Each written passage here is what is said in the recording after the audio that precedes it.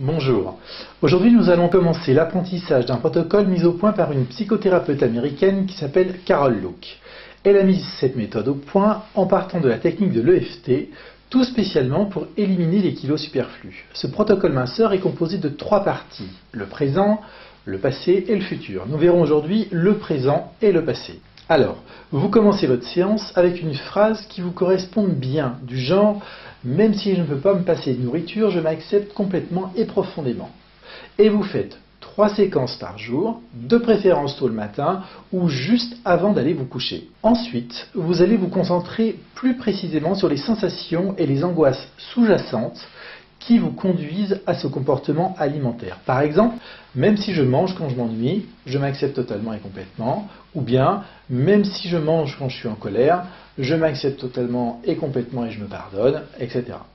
Cherchez bien toutes les phrases qui sonnent juste à vos oreilles. Notez aussi les facteurs de honte et de culpabilité dont vous pouvez être assailli et formulez-les dans une affirmation. Cela vous permettra de faire baisser ces sentiments qui, il faut le dire, ne vous aident pas vraiment pour votre motivation. Par exemple, même si je me déteste car je mange trop, je m'aime et je m'accepte complètement. Même si je me sens coupable parce que je mange trop, je m'accepte totalement et complètement. Ou bien, même si je me sens coupable d'être trop grosse ou trop gros, etc. Et faites descendre l'intensité émotionnelle de ces affirmations à 0. En complément, tapotez sur votre index en disant une affirmation de pardon telle que « je me pardonne de manger trop » ou « je me pardonne de manger lorsque je n'ai pas faim », etc. Vous faites ça après avoir fait votre séance.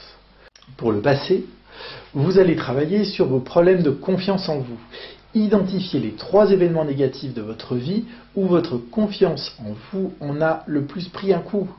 Faites des séquences sur ces événements. Vous verrez que souvent, ces incidents ont un rapport avec votre corps ou avec les habitudes alimentaires lorsque vous étiez plus jeune. Demandez-vous quel est le souvenir le plus fort, le plus encombrant, le pire. Revenez aussi sur les comportements alimentaires de votre famille. Quelle était l'atmosphère autour de la table du repas à la maison, par exemple? Faites des rondes dessus. Par exemple, même si je me sens angoissé lorsque je m'assieds à table pour manger, je m'accepte totalement et complètement. Ou bien, même si j'associe la nourriture avec les disputes, je m'aime et je m'accepte complètement.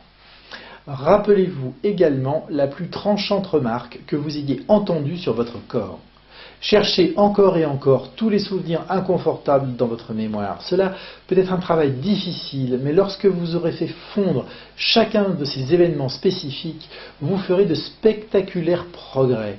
Allez-y doucement et avec respect pour vous-même.